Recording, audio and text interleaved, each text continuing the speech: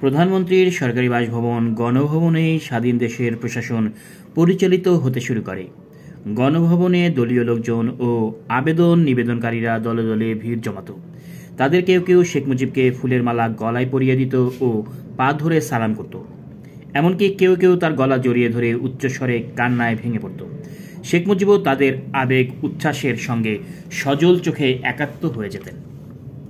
এই আবেদন নিবেদনকারীদের প্রত্যেকেই তিনি তার স্বভাবসুলভ ভঙ্গিতে আদর করে হাত বুলিয়ে দিয়ে বলতেন, ঠিক আছে, যা, আমি ব্যাপারটি দেখছি। কিন্তু ওই দেখা তার খুব কমই হয়ে উঠত। স্বভাবগতভাবে তিনি অত্যন্ত উদার আর দয়ালু প্রকৃতির মানুষ ছিলেন।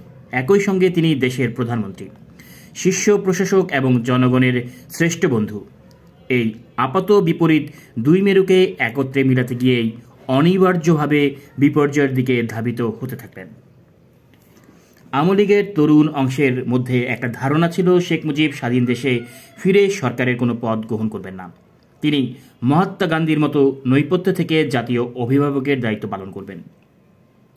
পরামর্শকদের বক্তব্য ছিল এরকম: প্রধানমন্ত্রীর উচিত তার নীতি ও কর্মসূচির প্রতি দেশবাসীর পূর্ণ সমর্থন আদায়ের জন্য তার সময়ের একটা বড় অংশ ব্যয় করা এবং জোরালো প্রচেষ্টা চালানো।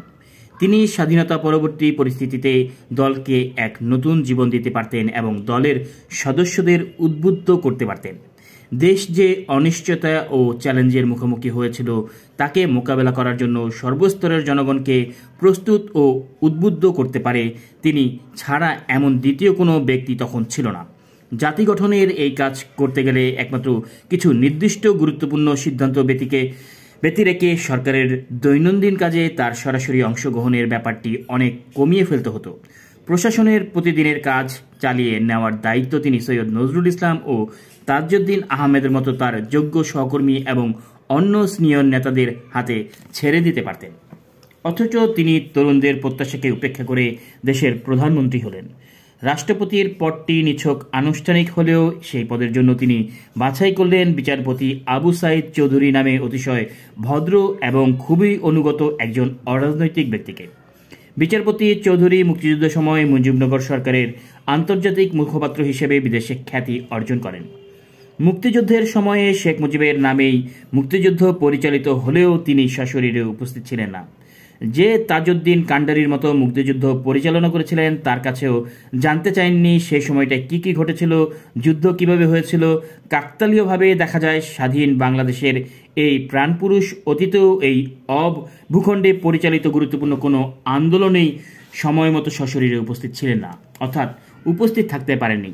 ভাষা আন্দোলনের সময় তিনি ছিলেন ভিন্ন মামলায় ফরিদপুরের কারারুদ্ধ। 69-এর গণ অভ্যুত্থানের সময়ও তিনি ছিলেন কারাবন্দী। 71-এ ছিলেন পাকিস্তানে অন্তরীণ। এই অনুপস্থিতির কারণে মাঠের রাজনৈতিক বাস্তবতা আর মানুষের প্রত্যাশা বুঝে ওঠার ক্ষেত্রে একটা ব্যবহারিক সমস্যা দেখা দেওয়াটা অস্বাভাবিক নয়।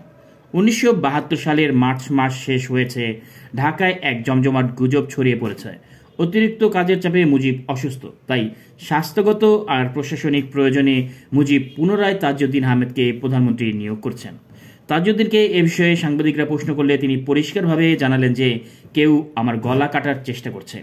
এ ব্যাপারে শেখ মুজিবের প্রতিক্রিয়াও তীক্ষ্ণ ছিল। তিনি বললেন, তারা কি মনে করে যে আমি সরকার পরিচালনায় অক্ষম? সুস্পষ্টভাবে স্বার্থান্বেষী মহলের উদ্দেশ্য প্রণোদিত এ গুজব প্রত্যাশিত লক্ষ্য অর্জন করেছিল। শোনা যায় এ থেকেই তাজউদ্দিনকে মুজিব সন্দেহের চোখে দেখতেন এবং তাকে সতর্কতার সঙ্গে পর্যবেক্ষণ করতে শুরু করেন।